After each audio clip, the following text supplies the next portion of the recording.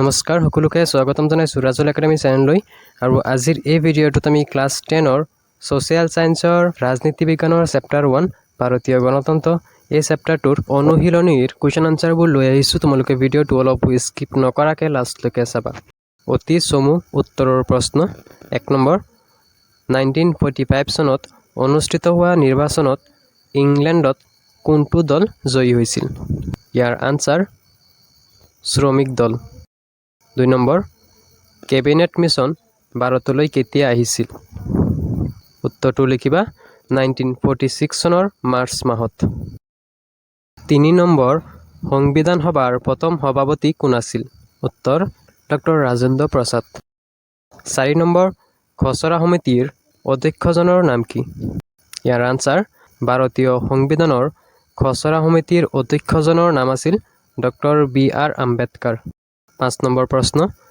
সমাজবাদী আৰু ধৰ্মনিৰপেক্ষ শব্দ দুটা সংবিধানৰ কিমান সংশোধনী মতে প্ৰস্তাৱনাত সন্নিৱিষ্ট হৈছিল উত্তৰ সংবিধানৰ 42 নং সংশোধনী আইনৰ জৰিয়তে সমাজবাদী আৰু ধৰ্মনিৰপেক্ষ শব্দ দুটা সংবিধানৰ প্ৰস্তাৱনাত সন্নিৱিষ্ট কৰা হৈছিল ইয়াৰ পিছৰ প্ৰশ্ন ইংৰাজী ফেডাৰেশ্যন শব্দটো কোনটো লেটিন শব্দৰ পৰা আহিছে উত্তৰ ইংৰাজী ফেডাৰেশ্যন শব্দটো লেটিন শব্দ ফেডাৰেছৰ পৰা আহিছে 7 নম্বৰ প্ৰশ্ন যুক্তৰাষ্ট্ৰৰ গৃহভূমি বুলি কাক কোৱা হয় উত্তৰ আমেৰিকা যুক্তৰাষ্ট্ৰক যুক্তৰাষ্ট্ৰৰ গৃহভূমি বুলি কোৱা হয় 8 নম্বৰ প্ৰশ্ন ভাৰতবৰ্ষত দ্বৈত নাগৰিকত্বৰ ব্যৱস্থা আছেনে দ্বৈত নাগৰিকত্ব মানে দুটা নাগৰিকত্ব ভাৰতত দুটা নাগৰিকত্বৰ ব্যৱস্থা নাই 9 নম্বৰ প্ৰশ্ন ভাৰতবৰ্ষৰ সংসদীয় গণতন্ত্ৰৰ ধাৰণাটো কোন দেশৰ সংবিধানৰ পৰা অনুকৰণ কৰা হৈছে উত্তৰ ইংলেণ্ড সংবিধানৰ পৰা চমু উত্তৰৰ প্ৰশ্ন আৰু এই কোৱেশ্চন কেইটা তোমালোকৰ 2 মাৰ্কৰ আহিব পাৰে 1 নম্বৰ প্ৰশ্নটো হৈছে ব্ৰিটিছ চৰকাৰে কেবিনেট মিছনক কিয় ভাৰতলৈ পঠিয়াইছিল ইয়াৰ উত্তৰ লিখিবা ব্ৰিটিছ চৰকাৰে ভাৰতবৰ্ষৰ বাবে এখন নতুন সংবিধান প্ৰণয়ন কৰাৰ উদ্দেশ্যেৰে প্ৰয়োজনীয় পৰিৱেশ গঢ়ি তুলিবলৈ তথা যাৱতীয় প্ৰস্তুতি চলাবলৈ কেবিনেট মিছনক ভাৰতলৈ প্ৰেৰণ কৰিছিল 2 নম্বৰ প্ৰশ্ন 1947 চনৰ 15 আগষ্টৰ পৰা 1950 চনৰ 26 জানুৱাৰীলৈকে ভাৰতবৰ্ষৰ শাসন ব্যৱস্থা কি আইনৰ ভিত্তিত চলিছিল আৰু আইনখন কোনে প্ৰস্তুত কৰিছিল ইয়াৰ উত্তৰ এনেকৈ লিখিবা 1947 চনৰ 15 আগষ্টৰ পৰা 1950 চনৰ 26 জানুৱাৰীলৈ ভাৰতবৰ্ষৰ শাসন ব্যৱস্থা 1935 চনৰ ভাৰত চৰকাৰৰ আইন অনুসৰি পৰিচালিত হৈছিল আৰু এই আইনখন ব্ৰিটিছ সংসদে প্ৰস্তুত কৰিছিল 3 নম্বৰ প্ৰশ্ন প্ৰস্তাৱনাত আমি ভাৰতীয় জনসাধাৰণে বুলি কিয় উল্লেখ কৰা হৈছে প্ৰস্তাৱনাটোত আমি ভাৰতীয় জনসাধাৰণে বুলি কিয় উল্লেখ কৰা আছে লিখিব লাগে ইয়াৰ উত্তৰ লিখিবা প্ৰস্তাৱনাত আমি ভাৰতীয় জনসাধাৰণে বুলি উল্লেখ কৰি সংবিধান প্ৰণেতাসকলে স্পষ্ট কৰিছে যে ভাৰতীয় সংবিধানখনৰ প্ৰকৃত ক্ষমতা ভাৰতীয় নাগৰিকসকলৰ হাততহে ন্যস্ত আছে আৰু এইখন কেৱল তেওঁলোকৰ বাবে ভাৰতীয় জনসাধাৰণেই হ'ল ভাৰতৰ সংবিধানখনৰ ৰচনাৰ আঁৰত থকা বিহং শক্তি 4 নম্বৰ প্ৰশ্ন সাৰ্বভৌম মানে কি বুজা উত্তৰ আভ্যন্তৰীণ আৰু বাহ্যিক উভয় বিষয়তে চৰম ক্ষমতা প্ৰয়োগৰ কৰ্তৃত্ব থকা ৰাষ্ট্ৰই হৈছে সাৰ্বভৌম ৰাষ্ট্ৰ সাৰ্বভৌমত্বই ৰাষ্ট্ৰৰ সৰ্বোচ্চ ক্ষমতাক সূচায় 5 নম্বৰ প্ৰশ্ন কোন চনৰ কিমান সংখ্যক সংশোধনী অনুসৰি সংবিধানৰ প্ৰস্তাৱনাত সমাজবাদী আৰু ধৰ্মনিৰপেক্ষ শব্দ দুটা সন্নিৱিষ্ট কৰা হৈছে উত্তৰ 1976 চনৰ 18 ডিচেম্বৰত হোৱা সংবিধানৰ 42তম সংশোধনী অনুসৰি সংবিধানৰ প্ৰস্তাৱনাত সমাজবাদী আৰু ধৰ্মনিৰপেক্ষ শব্দ দুটা সন্নিৱিষ্ট কৰা হৈছিল 6 নম্বৰ প্ৰশ্ন অৰ্ধ যুক্তৰাষ্ট্ৰ কাক বোলে ইয়াৰ উত্তৰ লিখিবা এখন ৰাষ্ট্ৰৰ শাসন ব্যৱস্থাত যুক্তৰাষ্ট্ৰীয় আৰু এককেন্দ্ৰিক চৰকাৰ উভয়ৰে বৈশিষ্ট্য থাকিলে তাক অৰ্ধ যুক্তৰাষ্ট্ৰ বুলি কোৱা হয় 7 নম্বৰ প্ৰশ্ন কোনখন আইনে পৰাধীন ভাৰতবৰ্ষত সীমিত সংসদীয় পদ্ধতিৰ প্ৰৱৰ্তন কৰিছিল ইয়াৰ উত্তৰ 1935 চনৰ ভাৰত চৰকাৰ আইনে পৰাধীন ভাৰতবৰ্ষত সীমিত সংসদীয় পদ্ধতিৰ প্ৰৱৰ্তন কৰিছিল দীঘল উত্তৰৰ প্ৰশ্ন 1 নম্বৰ প্ৰশ্নটো হৈছে ভাৰতবৰ্ষত সংবিধানৰ প্ৰস্তাৱনাত সংবিধানৰ আদৰ্শ কেনেদৰে প্ৰকাশ পাইছে আলোচনা কৰা। ইয়াৰ উত্তৰ লিখিবা। ভাৰতীয় সংবিধানৰ প্ৰস্তাৱনাটোৱে সংবিধানখনৰ আদৰ্শ, লক্ষ্য আৰু মূল উদ্দেশ্যবোৰ স্পষ্টভাৱে প্ৰতিফলিত কৰে। আমি ভাৰতীয় জনসাধাৰণে এই বাক্যটোৱে জনতাই সংবিধানখনৰ প্ৰকৃত আধিপত্যৰ অধিকাৰী বুলি ঘোষণা কৰে। এইটো এটা গণতান্ত্ৰিক আদৰ্শৰ প্ৰতিফলন। নেক্সট পেৰেগ্ৰাফ লিখিবা। প্ৰস্তাৱনাটোত ভাৰতক এখন সাৰ্বভৌম সমাজবাদী ধৰ্মনিৰপেক্ষ গণতান্ত্ৰিক আৰু প্ৰজাতান্ত্ৰিক দেশ হিচাপে ঘোষণা কৰা হৈছে।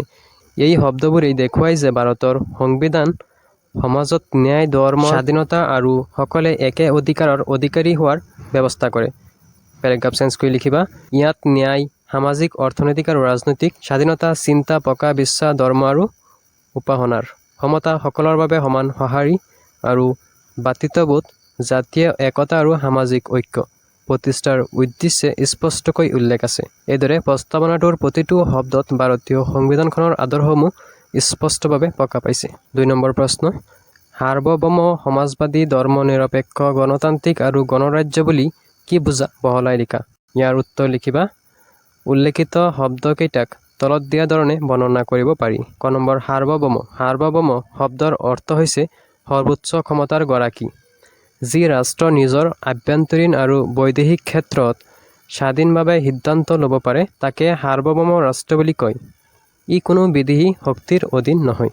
খ নম্বৰ সমাজবাদী। সমাজত সকলোৰে মাজত সম্পদৰ ন্যায়সংগত বণ্টনৰ ব্যৱস্থা থাকে।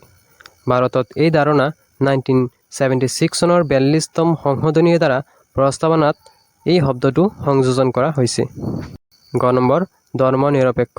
ভাৰতবৰ্ষ এখন ধৰ্মনিৰপেক্ষ দেশ। 1976 চনৰ 42তম সংশোধনীৰ দ্বাৰা সংবিধানৰ প্ৰস্তাৱনাত এই শব্দটো সংযোজন কৰা হৈছিল। ই ভাৰতত কোনো ৰাষ্ট্ৰীয় ধৰ্ম নাই বুলি উল্লেখ কৰিছে। দেশৰ নাগৰিকসকলৰ নিজৰ ইচ্ছা অনুসৰি যিকোনো ধৰ্ম গ্ৰহণ, অনুশীলন তথা প্ৰচাৰ কৰাৰ অধিকাৰ আছে। ইয়াৰ পিছতো গণতান্ত্ৰিক। ভাৰতবৰ্ষ এখন গণতান্ত্ৰিক দেশ য'ত জনসাধাৰণৰ নিৰ্বাচিত প্ৰতিনিধিৰ দ্বাৰা ভাৰতবৰ্ষৰ শাসন কাৰ্য পৰিচালিত হয়। গণতান্ত্ৰিক দেশ হিচাপে ইয়াৰ প্ৰতিজন নাগৰিকৰে নিৰ্বাচন প্ৰক্ৰিয়াত অংশগ্ৰহণ কৰাৰ আৰু ভোটদান কৰাৰ অধিকাৰ আছে। গ নম্বৰ গণৰাজ্য। ভাৰত এখন গণৰাজ্য য'ত ৰাষ্ট্ৰপতি জনগণৰ দ্বাৰা নিৰ্বাচিত প্ৰতিনিধিসকলৰ মাধ্যমে নিৰ্বাচিত হয় আৰু ই বংশানুক্ৰমিক নহয়। 3 নম্বৰ প্ৰশ্ন। নেহৰুৰ উদ্দেশ্য সম্পৰ্কিত প্ৰস্তাৱকেইটা আলোচনা কৰা। ইয়াৰ উত্তৰ লিখিবা। ভাৰতীয় সংবিধানৰ সন্দৰ্ভত নেহৰুৱে আগবঢ়োৱা উদ্দেশ্য সম্পৰ্কিত প্ৰস্তাৱকেইটা তলত উল্লেখ কৰা হ'ল।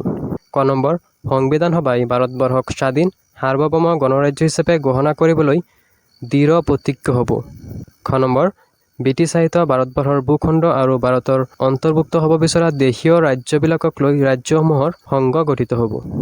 গ নম্বৰ ভাৰতবৰ্ষৰ জনসাধাৰণৰ সামাজিক, অৰ্থনৈতিক আৰু ৰাজনৈতিক ন্যায়, সমতা, ধৰ্মীয় স্বাধীনতা ৰক্ষা, চিন্তা আৰু মতামত প্ৰকাশৰ স্বাধীনতাক স্বীকৃতি দিয়া হ'ব।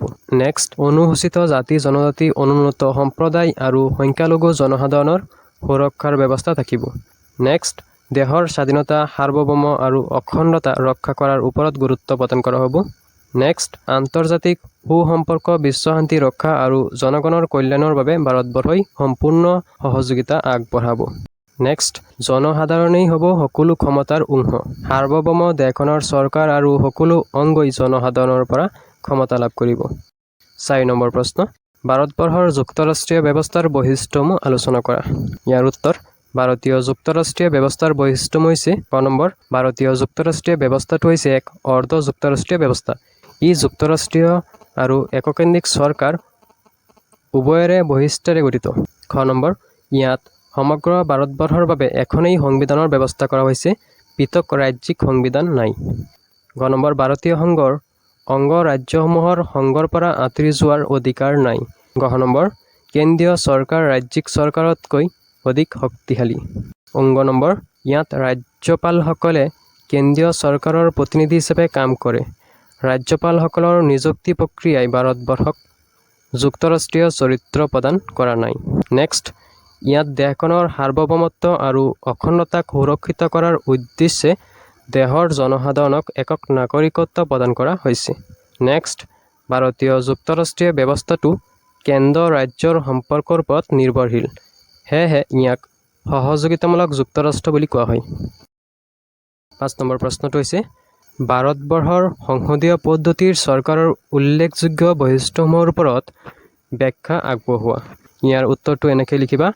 ভাৰতত সংসদীয় পদ্ধতিৰ চৰকাৰ আছে যি গণতান্ত্ৰিক আৰু দায়বদ্ধ শাসন ব্যৱস্থাৰ আধাৰত চলি থাকে। ভাৰতৰ সংসদীয় পদ্ধতিৰ চৰকাৰৰ উল্লেখযোগ্য বৈশিষ্ট্যসমূহ হৈছে ক নম্বৰ সংসদ দুখন সদনেৰে গঠিত লোকসভা আৰু ৰাজ্যসভা। খ নম্বৰ ৰাষ্ট্ৰপতি সংসদৰ অবিচ্ছেদ্য অংগ। নেক্সট চৰকাৰ জনগণৰ দ্বাৰা নিৰ্বাচিত আৰু তেওঁলোকৰ ওচৰত দায়বদ্ধ। নেক্সট ৰাষ্ট্ৰৰ মুৰব্বী জনসাধাৰণৰ দ্বাৰা নিৰ্বাচিত প্ৰতিনিধি। এইবাবে সংসদীয় পদ্ধতি ভাৰতত এখন দায়বদ্ধ আৰু প্ৰতিনিধিত্বমূলক শাসন প্ৰদান কৰে। এইটো চেপ্টাৰৰ ভিতৰৰ যিমানবিলাক কুৱেশ্যন এক্সামত আহিব পৰা আছে সেই সকলোবিলাক কুৱেশ্যন তোমালোকক পাৰ্ট 2 দি দিম। তোমালোকে সেইকাৰণে এই চেনেলটো ছাবস্ক্ৰাইব কৰি থোৱা যাতে যেতিয়াই ভিডিঅ' আপলোড কৰোঁ লগে লগে গম পাই যোৱা।